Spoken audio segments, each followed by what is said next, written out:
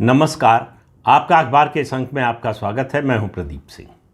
कल 5 अगस्त थी और 5 अगस्त की तारीख भारत के इतिहास में हमेशा दर्ज रहेगी। वजह क्या है? 5 अगस्त को 2 घटनाएं हुई। एक 2019 में जब जम्मू कश्मीर से अनुच्छेद 370 और 35A की विदाई हुई। 5 अगस्त 2019 को संसद में आए प्रस्ताव के जरिए।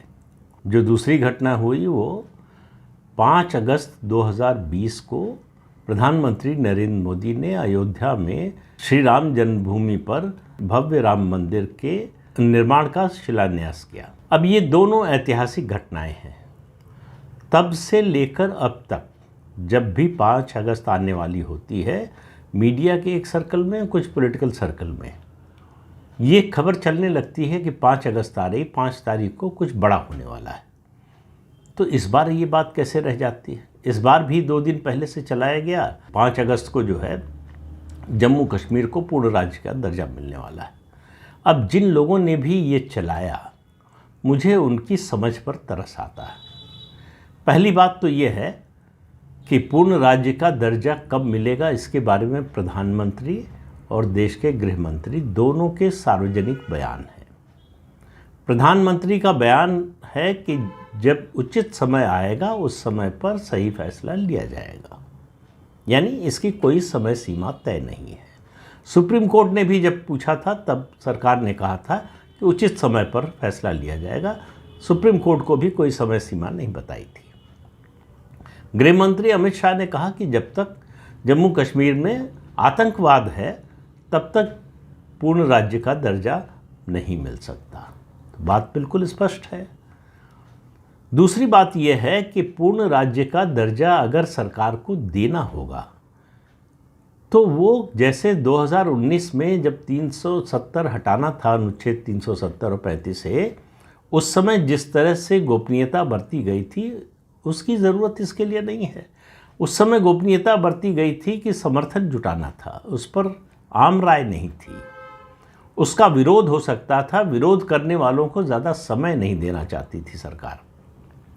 सरकार नहीं चाहती थी कि ये विवाद हो और विवाद में ये मामला लटक जाए।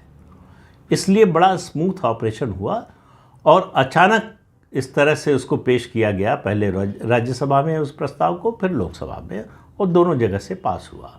राज्यसभा में उस समय भारतीय जनता पार्टी का तो क्या, एनडीए का भी पूर्ण बहुमत नहीं था, फिर भी सरकार ने उस प्रस्ताव को पास करा लिया। अगर सरकार को पूर्ण राज्य का दर्जा बहाल करना होगा तो इस पर तो आम सहमति है। मुझे नहीं लगता कोई भी पार्टी देश में होगी जो इसका विरोध करेगी। तो फिर सरकार जो है गोपनीयता क्यों बरतेगी? और ऐसा करना होगा उसको तो उसका पूरा पॉलिटिकल क्रेडिट लेना चाहेगी, गाजे बाजे के साथ करेगी। लेकिन जिनको चलाना है इस तरह की जो है चंडू खाने की खबरें, वो चलाते हैं। जम्मू कश्मीर को पूर्ण राज्य का दर्जा फिलहाल नहीं मिलने वाला। मेरा मानना है कि पहलगाम का जो नरसंहार हुआ है उसने और इस बात को निश्चित कर दिया है, तय कर दिया है कि फ़िलहाल जम्मू कश्मीर को पूर्ण राज्य का दर्जा नहीं मिलेगा। और सवाल यह है कि क्यों मिलना चाहिए? पिछले 6 साल में हुआ क्या है जम्मू कश्मीर में, इस पर भी ज़रा नज़र डालनी चाहिए। जम्मू कश्मीर में डेवलपमेंट के जितने काम हुए हैं उतने पिछले 25, 30, 40, 50 सालों में नहीं हुए होंगे। विकास का काम हुआ है, लोगों को रोज़गार मिला है, इन्वेस्टमेंट आया है, टूरिज़्म बढ़ा है। एडमिनिस्ट्रेशन से और पुलिस से जो आतंकवादियों के समर्थक तत्व थे उनकी सफाई हुई है, अलगाववादियों का खात्मा हुआ है, पत्थरबाजी बंद हो गई है। लोकल लेवल पर जो है आतंकवादियों का रिक्रूटमेंट लगभग नहीं के बराबर हो गया है, बहुत कम हो गया है। अब जो बच्चे हैं वो ओवरग्राउंड वर्कर्स बच्चे हैं, उनकी बात भी करता हूँ। उसके अलावा जो राजनीतिक स्थिति है, राजनीतिक दलों के जो समीकरण हैं वो भी पूरी तरह से बदल गए।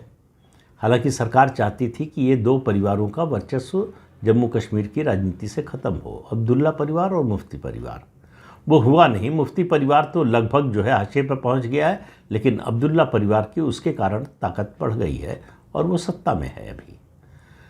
तो पूर्ण राज्य का दर्जा देकर आखिर भारतीय जनता पार्टी को और देश को क्या मिलेगा? इस सवाल का जवाब जिस दिन मिलेगा उस दिन तय होगा कि मिलेगा कि नहीं। मुझे तो नहीं लगता फिलहाल कि मिलेगा। पिछले 6 साल में जो प्रयास किया है केंद्र सरकार ने, चाहे वो आतंकवाद के मुद्दे पर हो, कानून व्यवस्था के मुद्दे पर हो, या फिर जो है पॉलिटिकल प्रोसेस को लेकर हो, स्थानीय निकाय और पंचायत के चुनाव कराए गए। पहली बार देश का पूरा संविधान जम्मू कश्मीर में लागू कराया गया। उसके अलावा जो है डिस्ट्रिक्ट डेवलपमेंट काउंसिल के चुनाव कराए गए। सरकार की कोशिश थी कि एक वैकल्पिक राजनीतिक नेतृत्व और राजनीतिक दल उभरे। उसके बाद जो है लोकसभा और विधानसभा के चुनाव हुए, लेकिन उन सब का नतीजा ये हुआ कि 9 दिन चले 2.5 कोस जहाँ थे वहीं पर है। पहलगाम की घटना ने ये बताया कि ओवरग्राउंड वर्कर्स के नाम पर आतंकवादियों के समर्थक और सहायक अब भी पूरी तरह से सक्रिय हैं। और ये उम्मीद भी नहीं करनी चाहिए थे कि 5 साल 6 साल में उन ऐसे लोगों का मन बदल जाएगा जो दशकों से आतंकवादियों का साथ दे रहे हैं, पाकिस्तान का साथ दे रहे हैं। तो मुझे एक घटना याद आई उत्तर प्रदेश की। उत्तर प्रदेश में आज़ादी के बाद जब गोविंद वल्लभ पंत वहाँ के मुख्यमंत्री थे, तो एक प्रस्ताव उस समय चला। केंद्र सरकार भी चाहती थी कि उत्तर प्रदेश बहुत बड़ा प्रदेश है, उसको प्रशासनिक रूप से उसको संभालना मुश्किल होगा, एडमिनिस्टर करना मुश्किल होगा, तो इसको 5 राज्यों में विभाजित कर दिया जाए। उस समय तक उत्तराखंड नहीं बना था। तो जो 5 राज्यों में विभाजित करना था, उसमें जो क्षेत्र चुने गए थे, कहे जा रहे थे, उसमें से एक तो ये पहाड़ का इलाका था उत्तराखंड, जो अलग राज्य बन ही गया। दूसरा था पूर्वांचल, पूर्वी उत्तर प्रदेश। दूसरा पश्चिमांचल, या जिसको जो है पश्चिम के लोग हरित प्रदेश कहते हैं। चौथा अवध का क्षेत्र, जिसमें लखनऊ और आसपास के ज़िले आते हैं। फैज़ाबाद जो पहले था अब अयोध्या है वो भी आता है, और ज़िले आते हैं। और 5वां रुहेलखंड। इन 5 हिस्सों में उत्तर प्रदेश को बांटने की योजना थी। तो उस समय गोविंद वल्लभ पंत जो मुख्यमंत्री थे, उन्होंने प्रधानमंत्री जवाहरलाल नेहरू को चिट्ठी लिखी कि अगर ऐसा हुआ तो बड़ी खतरनाक स्थिति बनेगी। रुहेलखंड एक मुस्लिम बहुल प्रदेश बन जाएगा। तो भारत के बीचों बीच, उत्तर भारत के बिल्कुल मध्य में एक ऐसा राज्य बन जाएगा जो मुस्लिम बहुल होगा। वो नई तरह की समस्याएं पैदा करेगा देश की एकता अखंडता के लिए और उसके अलावा सामाजिक समरसता के लिए। उसके बाद वो प्रस्ताव ठंडे बस्ते में डाल दिया गया। हालांकि उत्तर प्रदेश के विभाजन को लेकर अलग अलग पार्टियों का अलग अलग रुख रहा है। चौधरी चरण सिंह के बारे में कहते हैं कि जब वो मुख्यमंत्री होते थे तो कहते थे विभाजन नहीं होना चाहिए, जब सत्ता से बाहर हो जाते थे तो कहते थे विभाजन होना चाहिए। आपको याद होगा कि जब मायावती मुख्यमंत्री थी तो उन्होंने विधानसभा से बाकायदा प्रस्ताव पास किया था 4 हिस्सों में बांटने का उत्तर प्रदेश को, लेकिन वो भी बात आगे बढ़ी नहीं, केवल विधानसभा में प्रस्ताव पास होकर रह गया। मायावती ने राजनीतिक स्तर पर उसके लिए कुछ नहीं किया। भारतीय जनता पार्टी उत्तर प्रदेश के विभाजन के कभी समर्थन में नहीं थी, सिर्फ उत्तराखंड के अलावा। उत्तराखंड बन रहा था तो उसका सबसे ज़्यादा विरोध जो है मुलायम सिंह यादव और उनकी पार्टी ने किया था। उत्तराखंड के जो आंदोलनकारी थे, रामपुर तिराहा कांड की आज भी आपको याद होगी, किस तरह से बर्बरता से उनको कुचला गया था। लाठीचार्ज, गोली, बलात्कार सब कुछ हुआ था। इसके बावजूद आंदोलनकारियों ने अपना रास्ता छोड़ा नहीं। आखिर 2000 में अटल बिहारी वाजपेयी की सरकार ने अलग उत्तराखंड राज्य बनाया। उसके साथ 2 और राज्य बने थे, छत्तीसगढ़ और झारखंड। इन तीनों में राजनीतिक रूप से सबसे स्थिर छत्तीसगढ़ रहा, उसके बाद उत्तराखंड और फिर जो है झारखंड। अब जम्मू कश्मीर की बात पर लौट आते हैं। जम्मू कश्मीर को अगर आप देखिए तो उसके 3 हिस्से हैं। नाम से ही स्पष्ट है, जम्मू का क्षेत्र है। दूसरा कश्मीर यानी घाटी, और तीसरा जो अब अलग हो चुका है करगिल लद्दाख, जो अब यूनियन टेरिटरी बन चुका है बिना विधानसभा के। 5 अगस्त 2019 को अनुच्छेद 370 और 35A की विदाई के साथ साथ केंद्र सरकार ने राज्य का विभाजन भी कर दिया, 2 हिस्से बना दिए। जम्मू और कश्मीर को केंद्र शासित क्षेत्र बना दिया और विधानसभा के साथ, और करगिल लद्दाख को जो है केंद्र शासित क्षेत्र बना दिया बिना विधानसभा के। अब आप 2 चीज़ों को देखिए, एक आबादी, आबादी की दृष्टि से देखें तो इन तीनों इलाकों में सबसे ज़्यादा आबादी जम्मू में है। दूसरा, क्षेत्रफल की दृष्टि से देखें तो लद्दाख और करगिल सबसे बड़ा इलाका है। लेकिन सबसे ज़्यादा राजनीतिक ताकत कहाँ है? घाटी में। सबसे ज़्यादा विधायक कहाँ से आते हैं? घाटी से। सबसे ज़्यादा समय से राज कौन कर रहा है जम्मू कश्मीर पर? घाटी के लोग। और जब तक घाटी के लोगों का वर्चस्व है तब तक कोई भी राष्ट्रीय दल सत्ता में नहीं आ सकता। भारतीय जनता पार्टी का तो सवाल ही नहीं है। कांग्रेस कभी थी सत्ता में, धीरे धीरे ख़त्म हो गई। अब तो वो घाटी को छोड़िए, जम्मू में भी किसी स्थिति में नहीं रह गई है। तो जम्मू कश्मीर का राजनीतिक भाग्य तय हो चुका है कि वो मुफ्ती परिवार, अब्दुल्ला परिवार या इसी तरह के लोगों के बीच रहेगी। 6 साल जो प्रयास किया भारतीय जनता पार्टी ने नए नेतृत्व को उभारने का, स्थानीय स्तर से नई पार्टी उभारने का, वो पूरी तरह से प्रोजेक्ट फेल हो गया। ये बड़ा फ़र्क है। देखिए, इतनी सफलताओं के बीच में ये बड़ी असफलता है भारत सरकार की। और मेरा मानना है कि इस प्रोजेक्ट की सफलता की उम्मीद करना ही गलत था। जम्मू कश्मीर में घाटी जो है वो कभी भारत के साथ पूरी तरह से नहीं रहेगी मन से। ये जो ओवरग्राउंड वर्कर मिल रहे हैं एडमिनिस्ट्रेशन में और पुलिस में, आतंकवादियों के इतने बड़े समर्थक, उनके जो है सलाहकार और उनका साथ देने वाले मिल रहे हैं, जिनकी सफाई का सिलसिला अभी तक चल रहा है, वो भारत की बजाय पाकिस्तान की ओर देखते हैं। उनका शरीर भारत में है, उनका दिल पाकिस्तान में है। और पहलगाम का जो नरसंहार हुआ उसने इस बात को एक बार फिर से प्रमाणित कर दिया। आप इस फर्जी नैरेटिव में मत जाइए कि पहलगाम की घटना के बाद कैंडल मार्च निकाला गया, बहुत लोग सड़कों पर आए, वो सब दिखावा था। अल तकैया जिसको कहते हैं इस्लाम में, कि जब काफिरों से घिर जाओ, मुश्किल में पड़ जाओ, तो भाईचारे की बात करने लगो। उसके अलावा वो कुछ नहीं था। आप उसके बाद मुख्यमंत्री उमर अब्दुल्ला के बयान सुन लीजिए, पूर्व मुख्यमंत्री फारूक अब्दुल्ला के बयान सुन लीजिए, और महबूबा मुफ्ती के बयान तो सुनने की भी ज़रूरत नहीं है, आप वैसे ही जान सकते हैं कि वो क्या बोलेंगी। अब भारत सरकार के सामने, भारत देश के सामने जो समस्या है कि पाकिस्तान स्पॉन्सर्ड जो टेररिज्म है वो ख़त्म नहीं होने वाला है। पाकिस्तान ख़त्म हो जाएगा, वो ख़त्म नहीं होगा। जब तक पाकिस्तान की सेना है तब तक कश्मीर में आतंकवाद का सिलसिला चलता रहेगा, कभी घट जाएगा, कभी बढ़ जाएगा। तो अब दूसरा तरीका ये है कि जम्मू कश्मीर का भी विभाजन हो, जम्मू को पूर्ण राज्य का दर्जा मिले, उसकी विधानसभा हो, वहाँ चुनाव हो, निर्वाचित लोग हों, अभी भी हैं निर्वाचित लोग, विधायक हैं, सांसद हैं वहाँ से, और जम्मू का विकास हो जिसकी लगातार दशकों से उपेक्षा हुई है। जम्मू के लोगों को घाटी की तुलना में 2म दर्जे का जम्मू कश्मीर का नागरिक माना जाता है। विकास के मामले में उपेक्षा होती है और हर तरह से उपेक्षा होती है। और ये सिलसिला आज से नहीं, आज़ादी के बाद से, बल्कि आज़ादी के पहले से शुरू हुआ था। जो अब्दुल्ला से प्रेम था जवाहरलाल नेहरू का, एक तथ्य के बारे में पता नहीं आपको पता है कि नहीं, बहुत से लोगों को पता होगा भी, कि 2 राज्य जिनमें थोड़ी देरी हुई, एक जम्मू कश्मीर, राजा हरि सिंह ने एक्सेशन के डॉक्यूमेंट पर दस्तखत किए, दूसरा हैदराबाद का निज़ाम जो तैयार नहीं हुआ, सेना भेजनी पड़ी। अगर सरदार पटेल ना होते तो हैदराबाद भी ना आता। कई हज़ार लोग मारे गए। उसके बाद निज़ाम को भारत में विलय के प्रस्ताव पर दस्तखत करने के लिए मजबूर किया गया।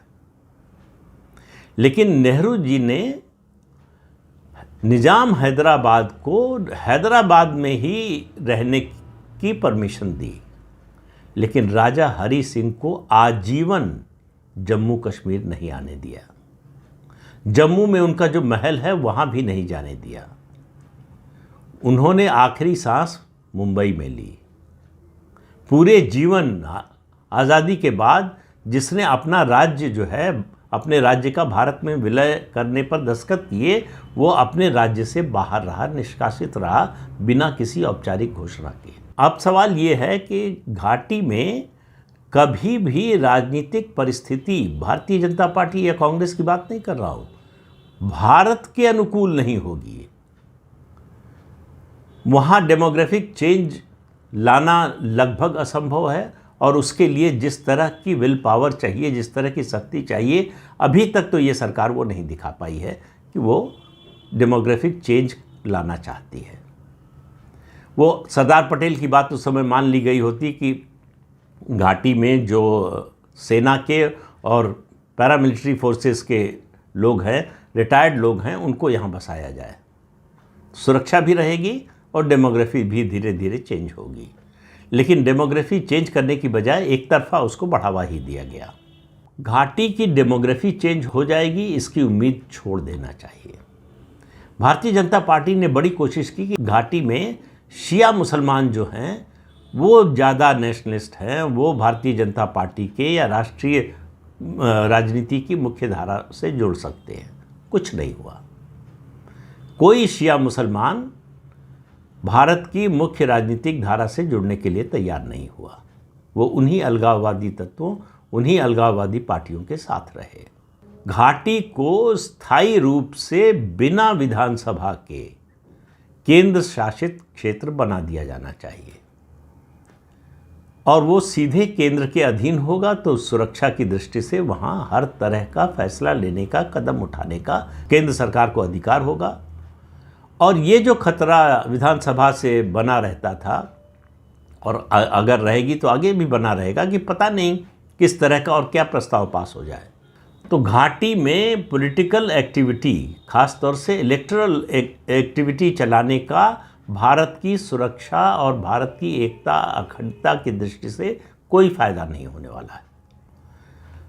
तो घाटी यानी कश्मीर केंद्र शासित क्षेत्र ही रहना चाहिए स्थायी रूप से, और जम्मू को पूर्ण राज्य का दर्जा देकर उसका विस्तार करना चाहिए, उसको विधानसभा मिलनी चाहिए, उसका विकास करना चाहिए। वरना जिस तरह से इस घाटी का स्पिल ओवर हो रहा है जम्मू में आतंकवाद का, ये सिलसिला और बढ़ने वाला है। और जम्मू की भी डेमोग्राफी चेंज करने की कोशिश हो रही है। रोहिंग्या लाए गए तो उनको जम्मू में बसाया गया, घाटी में नहीं बसाया गया। तो इससे आप समझ लीजिए कि जो भारत विरोधी ताकतें हैं उनका इरादा क्या है। अब सरकार क्या करेगी नहीं करेगी मुझे मालूम नहीं है, लेकिन इसके अलावा कम से कम फिलहाल कोई हल दिखाई नहीं देता।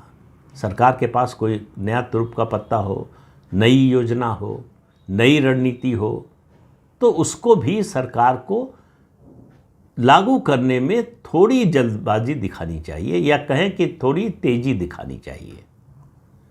क्योंकि ये बात तो पहलगाम की घटना ने साबित कर दी कि आप अपना कलेजा निकाल कर रख दें, घाटी के लोग भारत के साथ आत्मसात नहीं होंगे। तो अगर आप गलतफहमी में जीना चाहते हैं तो कोई हर्ज नहीं है, फिर जैसे चल रहा है वैसे चलने दीजिए। नहीं तो नया रास्ता अपनाना चाहते हैं, नई रणनीति बनाना चाहते हैं, बड़ा बदलाव करना चाहते हैं, तो आपको पुराने रास्ते को छोड़ना पड़ेगा, नया रास्ता आपको तय करना पड़ेगा, और नया रास्ता संघर्ष से ही बनेगा। इतनी आसानी से नहीं बनने वाला है ये। अगर केवल जम्मू को पूर्ण राज्य का दर्जा मिला तो घाटी से विरोध होना तय है, और उस विरोध का सामना करने के लिए सरकार को तैयार रहना होगा। और वो मामला केवल देश के अंदर का नहीं होगा और जम्मू कश्मीर के अंदर का नहीं होगा, अंतर्राष्ट्रीय स्तर पर भी वो मामला उठ सकता है। तो इसलिए डिप्लोमेटिक स्तर पर भी सरकार की तैयारी होनी चाहिए। लेकिन सबसे पहले सवाल यह है, क्या सरकार ऐसा करना चाहती है? चाहती हो या न चाहती हो, लेकिन एक दिन सरकार को इसी रास्ते पर शायद चलना ही पड़ेगा। तो इस अंक में इतना ही। अगले अंक में फिर मिलेंगे किसी नए मुद्दे के साथ। तब तक के लिए अनुमति दीजिए। आपसे अनुरोध है कि चैनल देखें, शेयर कीजिए, लाइक कीजिए और सब्सक्राइब जरूर कीजिए। नमस्कार।